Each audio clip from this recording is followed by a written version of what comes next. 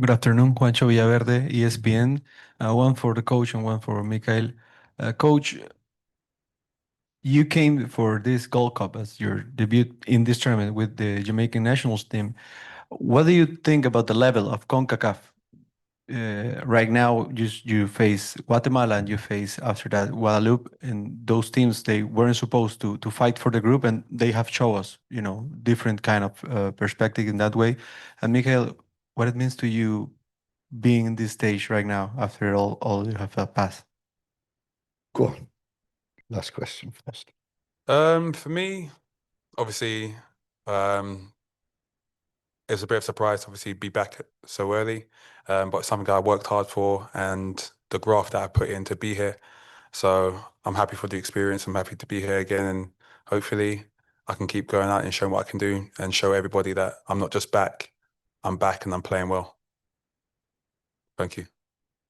Yeah, I think I said it after the game, the last press conference. We talked about the level, not just CONCACAF, but also Caribbean as well. There's no easy games now in football. The level, I think, of player, technically, tactically, is a lot better. And I'm very, very surprised. Very surprised. So that obviously is the level of coaching. And like I know Thomas also from Panama. I know the level that he coaches at. So he's worked Panama 5 years, and you can see why they've made progress. So I think it's like everything. You improve the coaching, you get better coaches, you get better players, and I think that's what the region has done. In Europe, we did exactly the same. No easy games in Europe now. Because the level of player, the experience, the leagues that they can play in, the competition, but definitely the coaching has improved the player. And every team now around the world, I think I worked with FIFA 3-4 years ago on a analysis of every country in the world, how they develop their players. Fascinating project. And from that has come extra funding from FIFA, extra coaches going into countries. And what FIFA wanted to do was the level was there and the bottom was there. They want not to increase that, but to bring the bottom up, and especially the top 50 with top 100. And I think you're seeing that now. Everybody's very, very competitive in football around the world. Mikhail, so tomorrow is essentially a must-win for the team to advance to the next round. What is the message you, as one of the senior guys or the veterans, is pushing for the team tomorrow to achieve that goal? The message is obviously the work, the graft, the shape, because obviously in the last couple of games we kind of lost our shape and lost our way during the game. Obviously the qualities that we have and everything that we've done over the past years in the Gold Cup, getting to semi-finals, getting to the finals, it'll be disappointing for us to not get there and disappoint our fans and disappoint our country. So when we're going out tomorrow, it's not just for us, it's not just for ourselves, it's for our country, and to make sure things are done right and we work from our shape and do the right things, because obviously Panama is a good team, but so are we. Yeah. And coach, in a sense, as I mentioned, tomorrow is a must win in this to advance. Is there anything you're doing with the lineup? Is this the lineup that you think that would be the A lineup going forward, or you still working on that? Is this something that you feel like you're just gonna go with your best tomorrow and hope for the best? No, I think we assessed after the Nations League. We assessed after St. Vincent, and we've been a month now in camp, a week in the UK with 2 games, another 8-10 days in Jamaica with 2 World Cup qualifiers, and already 2 games this. So we are searching for the right squad, the right set of players, the right processes to make sure that we win football matches. The ultimate goal is World Cup qualification. We've got 6 games of that coming up. This is a very important tournament in which we wanted to do well. We said that from the very beginning. And yeah, we come to a stage. I've been in tournaments before. It always comes to a stage where the third game is always, you must draw to go through, or you must win to go through, or you have to score so many goals to go through, and you have to relax. So we will wait and see. The main thing we're focusing on is beating Panama tomorrow. That's it. Hello, everyone. My name is Maria Isabel. I'm part of the creators for Gold Cup. And my question is, what has been the best part of this tournament so far? I think for me, actually taking part, I think the organisation has been very good, been well looked after, the travel, the training facilities, everybody in the hotel has been. So the organisation of the Gold Cup has been excellent for us. I've enjoyed the experience because I've not done a Gold Cup. I think Mikael may have done, so it's great experience for me. But the biggest thing that I like is I like games. I like the squad together because we're building towards 6 massive games coming up. And so the more time that we've got spending with the players and working with the players, the better for me that I've got experience of them in this tournament, in good facilities, good pitches. And hopefully that experience and what we learn from this Gold Cup will take us forward in the World Cup qualifiers. This is definitely the best organisation since I've been here. Yeah. Since every time I've been in the Gold Cup, the facilities ain't been the best, hotels haven't been the best, but this year I feel like they've really stepped it up with everything they've done.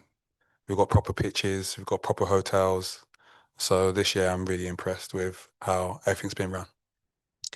We do have a couple of questions virtually. Let's start with Jason. Go ahead, Jason. Good afternoon. Good afternoon, Coach and Mikel.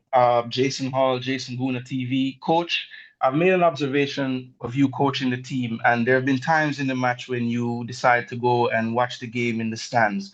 My question to you about that is, how is your communication with the rest of your technical staff when you're up there? And just speak to some of the advantages that you see for going up there.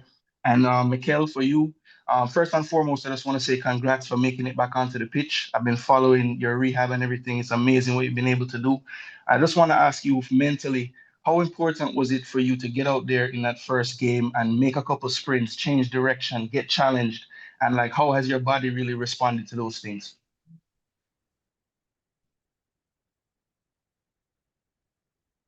No, it was very important for me, to be fair. The very first game, actually in just preparing for it, getting on the coach on the way to the game, I felt a bit lost. I felt a bit nervous. It was like the very first time playing football again. Obviously after the experience that I've been through. So even when I was in the changing rooms, I kind of just walking around, a couple of boys said, "Mikey, you're right." And I was kind of zoned out. But obviously when the opportunity came to me, I got to go on the pitch. Yeah, the first sprint, the first touch, obviously the challenges I've been used to because I've been training for quite a bit. And it just got me back into it. And I was it's like muscle memory. I got back to used to it, just body was ready for it. And I was excited. So the adrenaline's carried me through. And since then, obviously after the games, you get a bit stiff and you go warm up and make sure you look after the body right. And that's what I've been doing. So each game I'm there, ready, raring to go and wait for an opportunity to come again. The first question, Jason, obviously, it's a very good one. You always have to assess when playing an opponent. You do a lot of preparation, a lot of work. The first 20 minutes of any game are the most important in both halves. So it's important that we know what's going on with the opponent and if there's any problems or anything that we need to adjust or move. And sometimes, generally, I'm used to having some analyst up in the stand and communication through headphones that you can communicate, and they generally tell you what's going on the first 20 minutes. We were very fortunate in the UK because we had tablets on the bench. And I see the USA with about 3 or 4 tablets on the bench, so I'm a little jealous. But I see tablets, and we used to use them on the bench, where you can actually see the game in real time at an angle from above and see what's happening tactically. So it's just gathering information. And information then is power in which you can change things, or things are going well, or certain things just need tweaking. So I found the best solution. I used to do it a lot, was first 20 minutes to sitting in the stand, and then I could come down and communicate with the team or the coaches and get 1 or 2 opinions. Unfortunately, that hasn't worked because that's cost me money.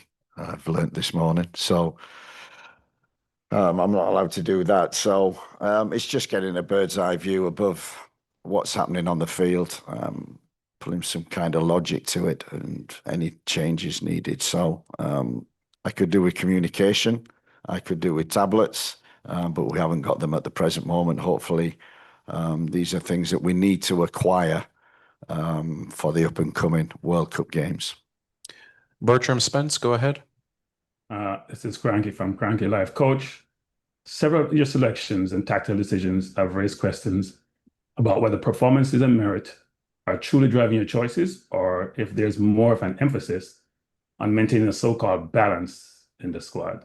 Can you explain the specific criteria you utilize to assess players for starting roles, particularly in the case of like a Tyrese Campbell, who's been consistently performing at club level, but has been overlooked in favor of players at the same club with limited club minutes or inconsistent national team performances?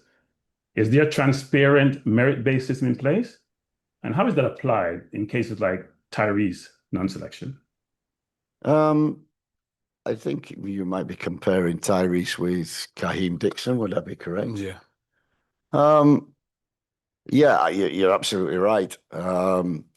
I think, we've been with the team a month, with the squad. We've been watching a lot of players, getting recruitment in place. The likes of Mothersill we brought in, and Tyrese Campbell, who we brought in for experience.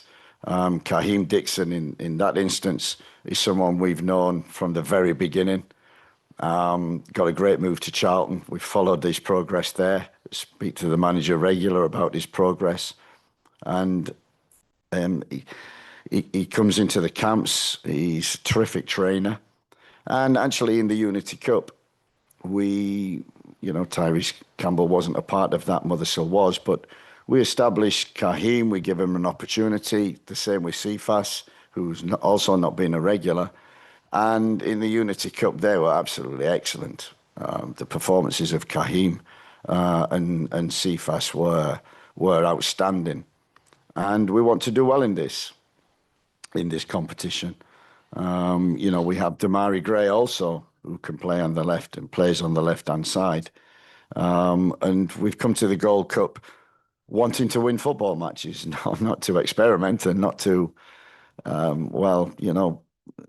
Tyrese has come along as a newcomer. I think he got his citizenship a week before the World Cup qualifiers.